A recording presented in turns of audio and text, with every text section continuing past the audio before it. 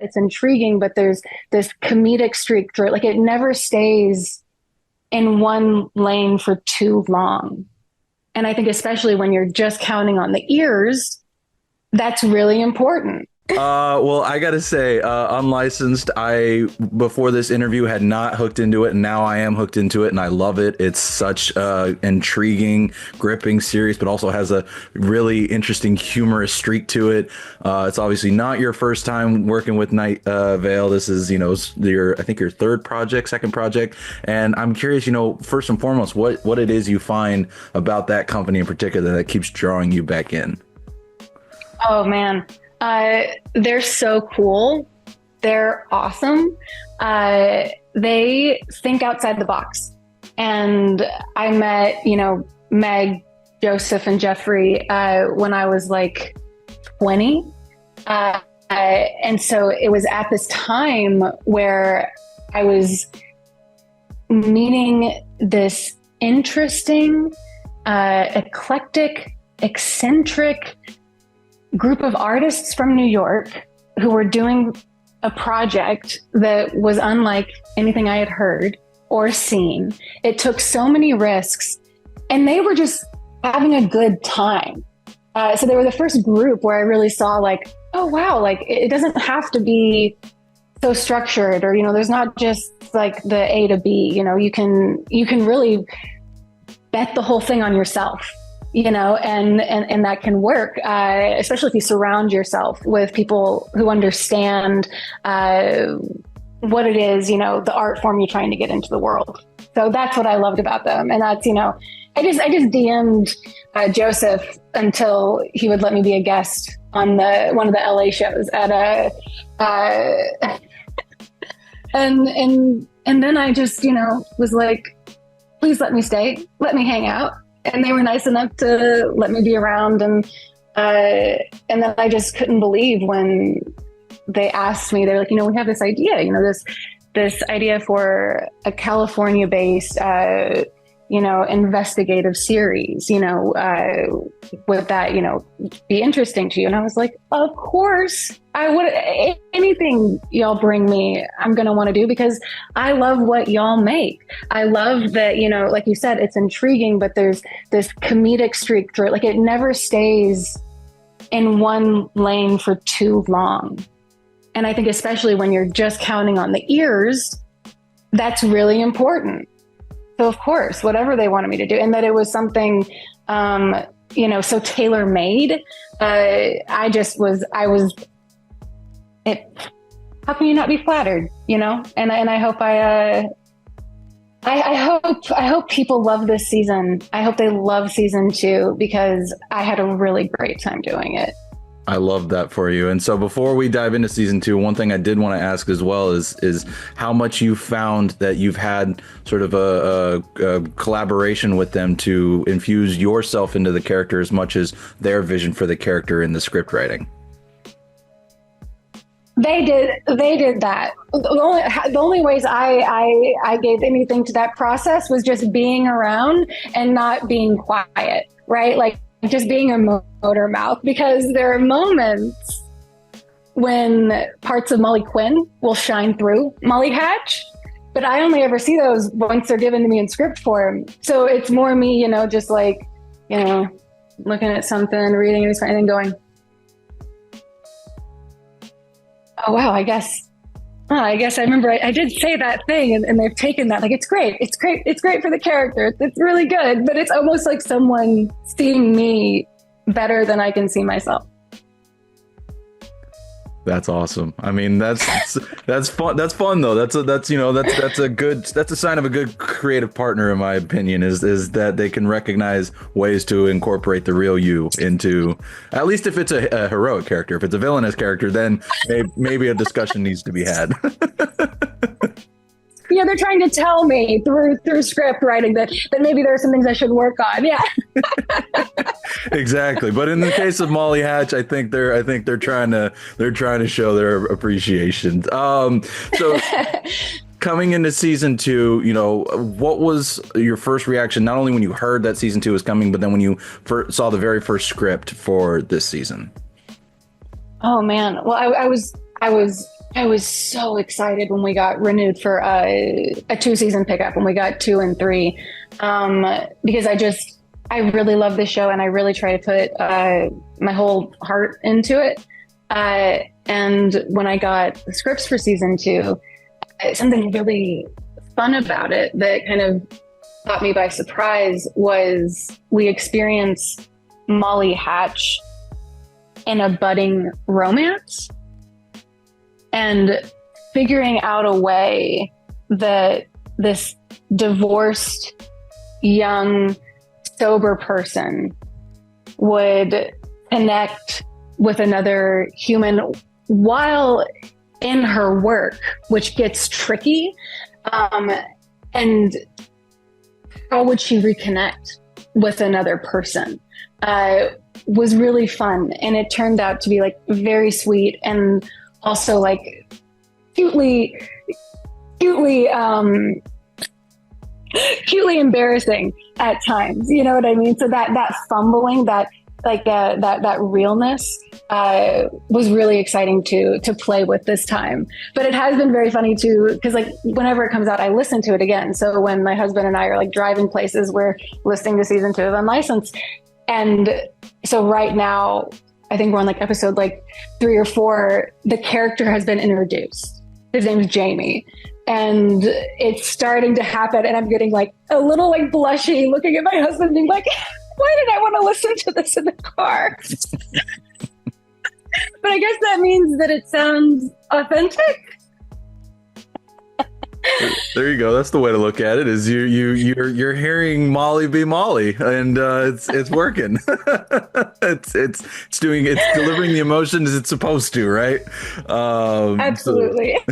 So, there you go. Now, I also love, in addition to that we have a very, again, another set of interweaving mysteries going on this season, and I'm curious, what you can. So I'm personally halfway through the season. I've still got a little bit to go, but for readers in general, what would you say would be the sort of big thread to look for as the mysteries sort of interweave as it goes on?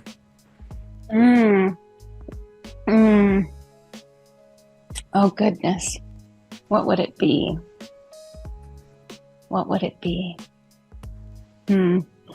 I think I would say that,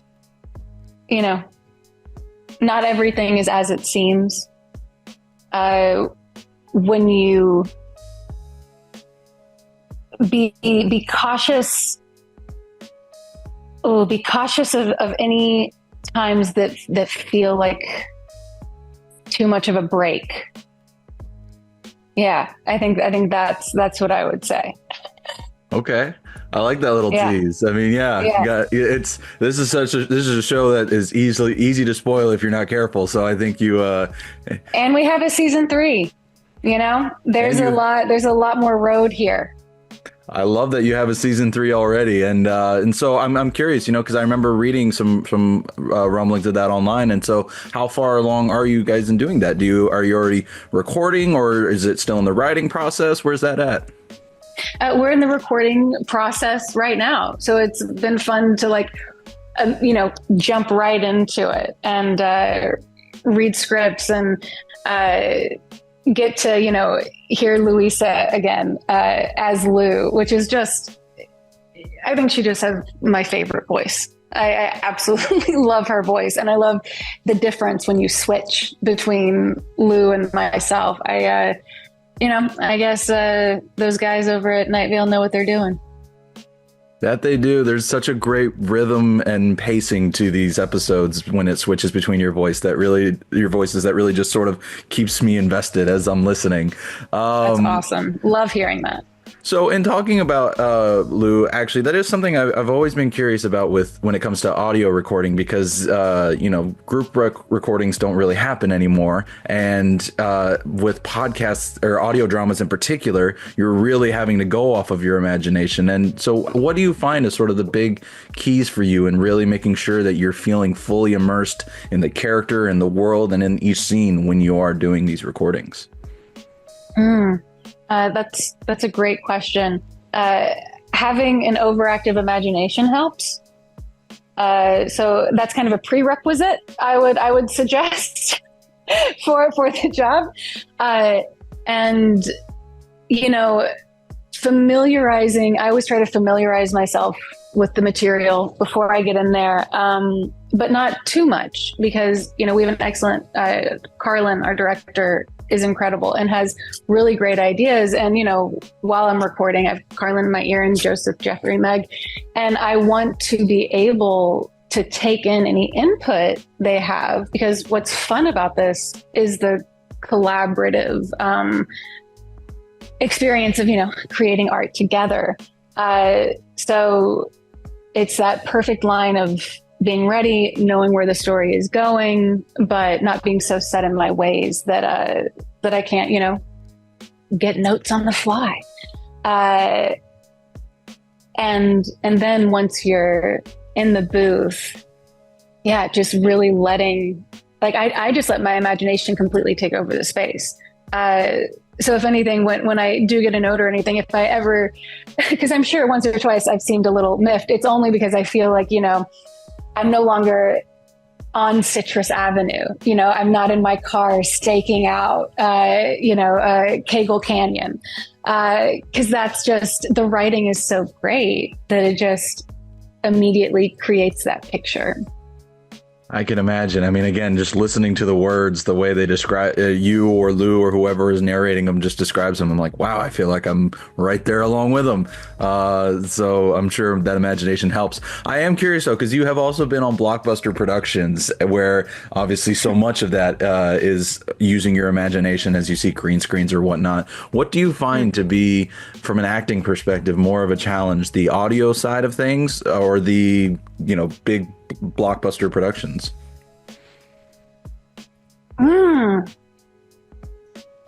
You know, honestly, the thing that was truly the hardest for me and took me a little bit of time to get over, and, you know, to be fair to myself, when I started, you know, this little career journey of mine, I was 13. But I did think that when you were on set, you heard the music, because obviously when, you know, Russell Crowe is doing those moments in Gladiator and he's crying and weeping, it's because he's being triggered by the music. That's not a thing. Nope. There's no music. And I will never forget the moment of being like, oh shit. I don't know if I can do this, because I just thought I was going to have a music cue. So that took me, you know, a couple years to get over. I was probably like 16, honest to God, before I realized that, like, you have to create that kind of swell within yourself.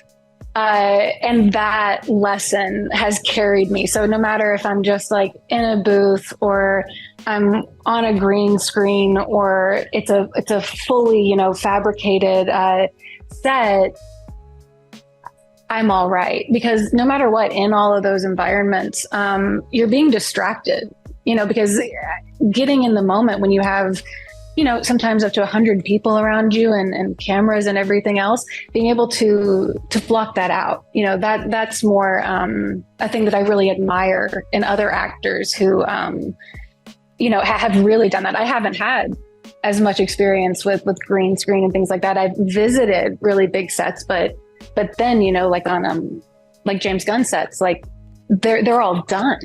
So it's incredible. You know, you walk out there and it's an actual spaceship and there's snow everywhere and big neon, you know, and so you're just immediately in that space. But anyway, I kind of rambled. No, you're good. That's a great way to think about it. And I remember the music thing. That was something I used to think as well when I was younger. Really? Yes. Oh my God. Thank God. Thank you for saying that. Because it's like, I feel a little like I should feel a tiny bit embarrassed. I mean, when you're younger, you don't necessarily know. I used to sit there and think, you know, Dazed and Confused, they're playing those songs for the people on the set for them to cruise down and walk to. And then I'm like, oh no, they're just doing that. They're just going like this. Yeah, exactly. There's no actual beat that they're going to, so they could throw in any song. And so I get you. Wild, wild, overactive imagination. Like I said, that's my prerequisite for anyone who wants to be an actor. I mean, it's really it's a great tool, and especially as I've heard with you here in Unlicensed. So I can't wait for people to get to hear it in season 2. I did have a few questions outside of the film I wanted to ask you about. We mentioned it at the start. Huge Flanagan fan, so excited you're coming back for Life of Chuck. What was it like reuniting with him for, I believe, your 4th project together, or third? Because I know there was Fall, The House of Usher, and Doctor Sleep.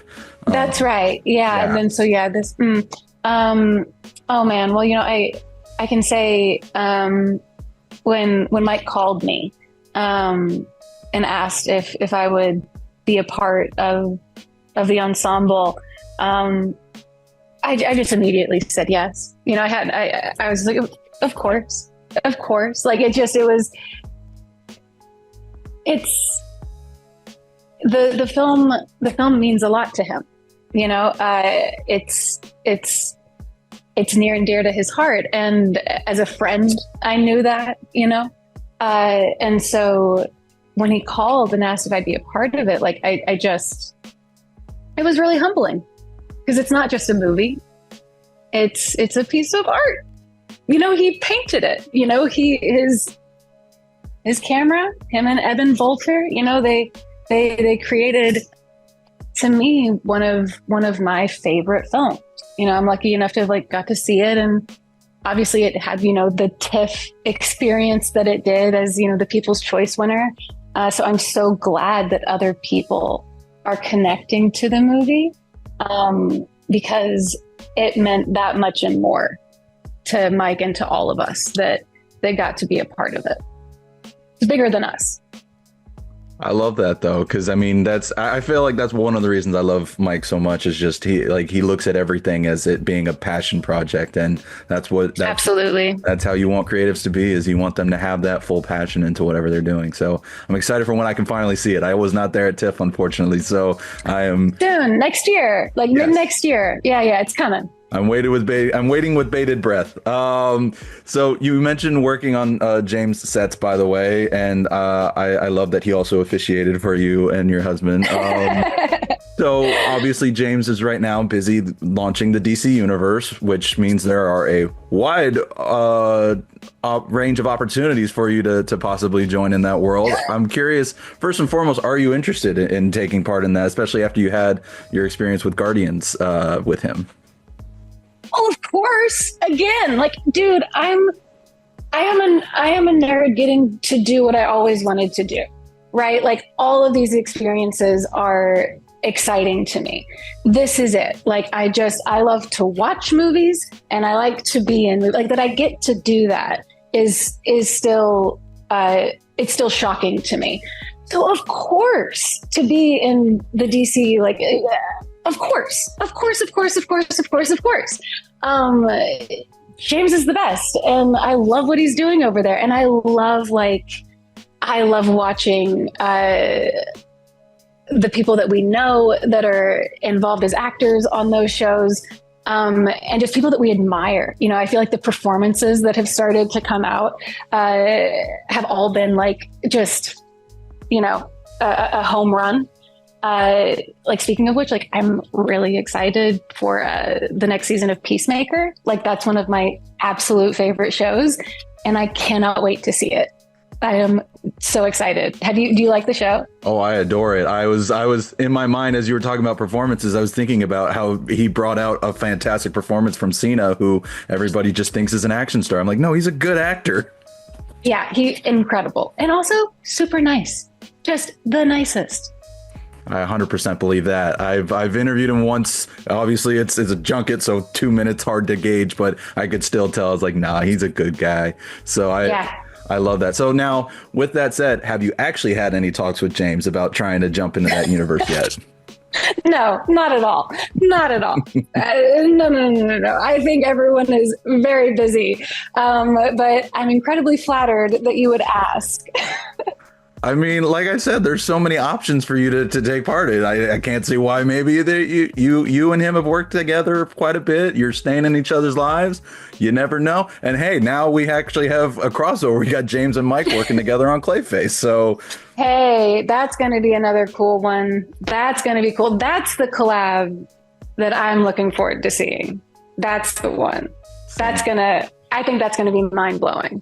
I almost wish James or Mike wasn't busy with both The Exorcist and Carrie so that he could direct Clayface too. But I'm still. I wish he was a Hydra. I wish he was a Hydra so he could just do all of them.